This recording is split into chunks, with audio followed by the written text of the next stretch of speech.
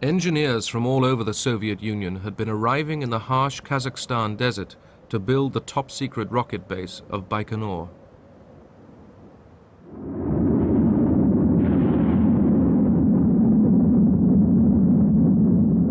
On the 15th of May 1957, they began testing the world's first intercontinental ballistic missile, an ICBM.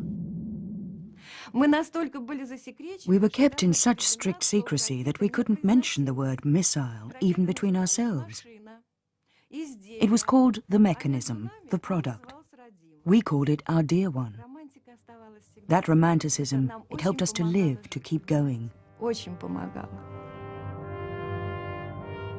Building missiles was just one step. The next would surprise the whole world.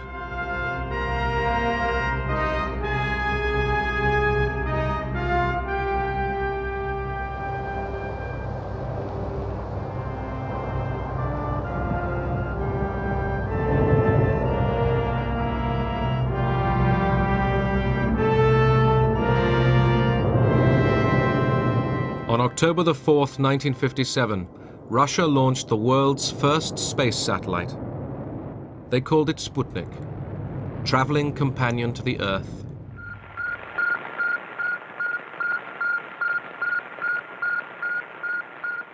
Americans took for granted that theirs was the richest and most technically advanced nation in the world. With Sputnik now orbiting the Earth, all that changed. Russia had won the opening event of the space race.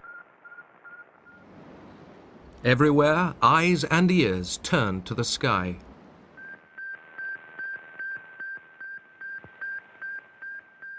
I did have a World War II surplus piece of equipment out in our garage that had been out there for some time unused. It was too heavy to bring into the house. So I powered that thing up and tuned one of the channels to just above 20 megahertz in frequency. And there faintly in the very distant background, among all the noise and other things, I could hear this little chirping sound, more like a cricket chirping than it was a beep, if you will. To me, it was the confirmation of the fact that the Russians had indeed put a satellite into orbit, and sitting there listening to that signal and watching the booster go overhead, you couldn't help but get goosebumps thinking about that thing. Sputnik came as a shock overseas. The American military and others realized that the period when they were out of reach had ended.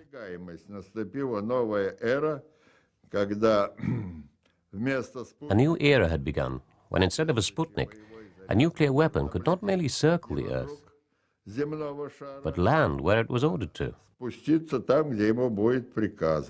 It had given our people quite a jolt, almost of panic proportions, to think that the Soviets could do that, and that meant they could hit the United States with missiles. Well, Eisenhower had been thinking about that for years, and this was no news to him. Our satellite program has never been conducted as a race with other nations. Rather, it has been carefully scheduled as part of the scientific work of the International Geophysical Year.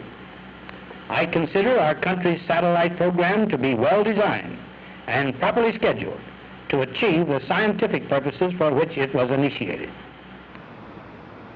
Eisenhower's critics charged that his lethargy had given away an advantage. This government needs to start telling the truth to the American people. Quit kidding ourselves and quit trying to fool our friends and our neighbors. And by that I mean let's find out just where we stand in this race and this armament picture, and let's find out just what we're going to do about it. Let's quit acting as if nothing happened, because something has happened, and it has embarrassed us throughout the world. The world's mass media was choking with excitement that man had now entered into space. We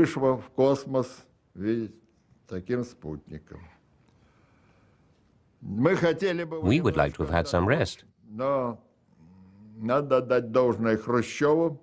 But one must give credit to Khrushchev.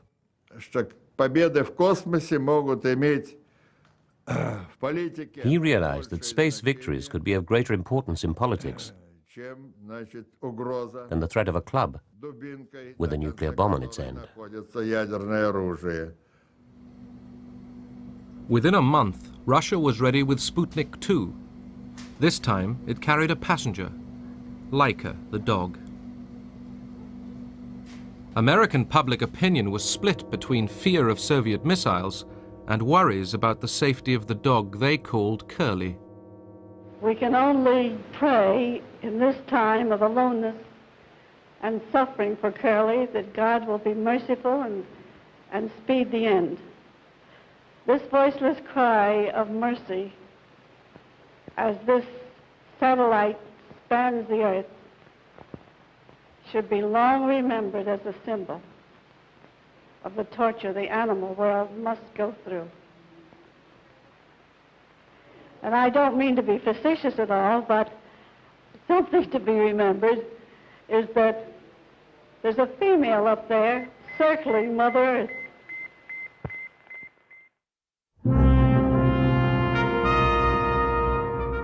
To catch up with the Russians, America pushed its own satellite project forward. The Army and the Air Force were very eager to put up a satellite. Eisenhower was dubious about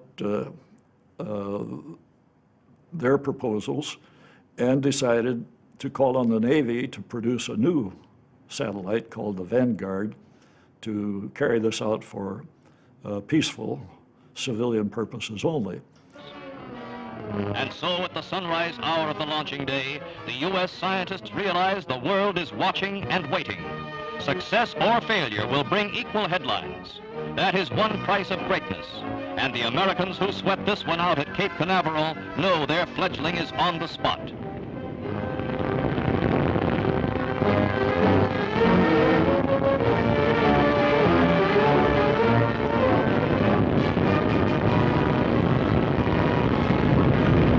After rising but a few feet, the three-stage 72-foot rocket loses its thrust. The remarkable slow-motion films tell the rest of the story. It was a national humiliation.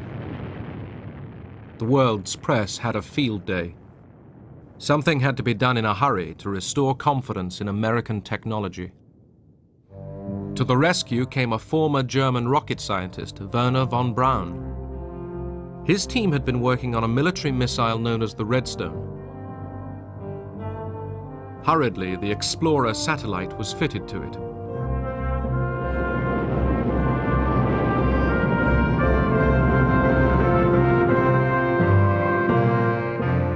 It worked.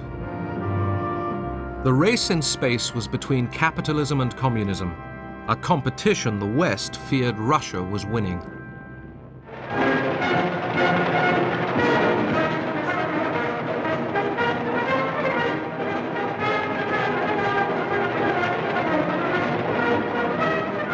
Russia was bursting with pride and celebrated its new scientific heroes. America, determined to catch up, turned to youth. Too few students had been taking science and engineering. Too many had followed softer courses. The National Defense Education Act was passed. As a result, my ex-husband became an engineer, my brother became an engineer. Most of the people that I knew in my small environment went to become engineers. After they did that, they went into other things, but they were, I mean, we're all sort of conditioned to think we should definitely, this is what we need to do. 1961, the bands played for a new president. Throughout his election campaign, John F. Kennedy attacked the Republicans on their weak stance on communism, and in particular, for the missile gap he claimed Eisenhower had let develop. Kennedy promised that his defense experts would sort out the problem. I hardly knew the difference between a nuclear weapon and a conventional weapon. But my introduction and indoctrination was swift because a major element of the election campaign that President Kennedy had just won was the charge by the Democrats, including President Kennedy, that Eisenhower had left a missile gap, that the Soviets had been permitted by inaction on the part of the U.S. to build up a superior nuclear missile force. So clearly, my first responsibility as Secretary of Defense was to determine the degree of the gap and initiate action to close it. And it took us about 3 weeks to determine, yes, there was a gap, but the gap was in our favor. Although behind in the missile race, Russia still had a card to play: Yuri Gagarin. From about 5 o'clock in the morning, I kept thinking, now they're waking him up. Now he's getting dressed, being fed. Now he's getting on the bus on his way to the launch pad.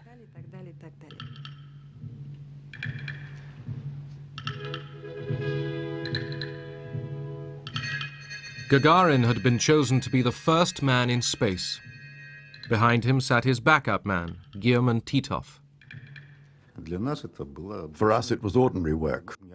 Well, not quite ordinary, because we had to fly rockets and Sputniks, but that's what we were prepared for.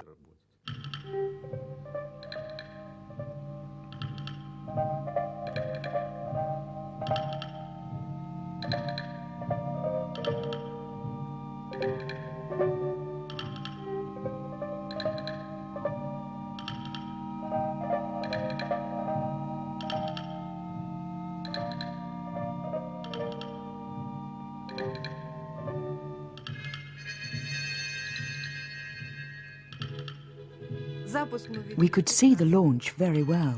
At first, our dear one started rocking very slightly. Then, whoosh, off it went, up into the sky. It was incredibly beautiful, particularly for us who'd given so much of themselves to the project.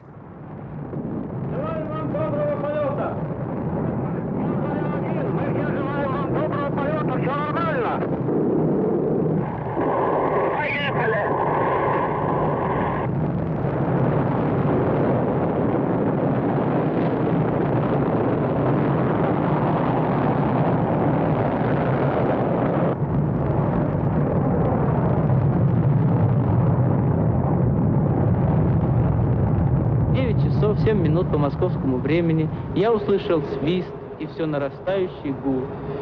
Почувствовал, как гигантский космический корабль задрожал всем своим корпусом и медленно, очень медленно оторвался от стартового устройства. Было трудно пошевелить рукой. Я знал, что это состояние продлится недолго, пока корабль наберет необходимую скорость и выйдет на орбиту вокруг Земли. Земля сообщила, прошло 70 секунд после старта. Я ответил, понял вас, все хорошо.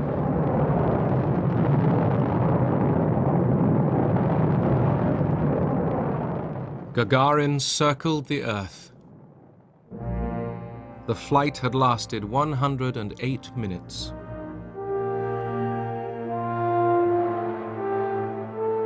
He arrived back to a hero's welcome.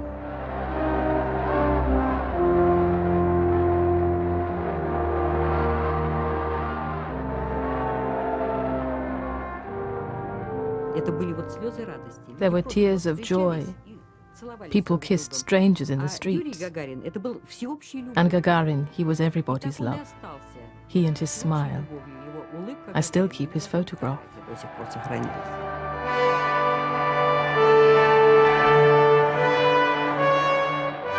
His achievement delighted every Russian and the world.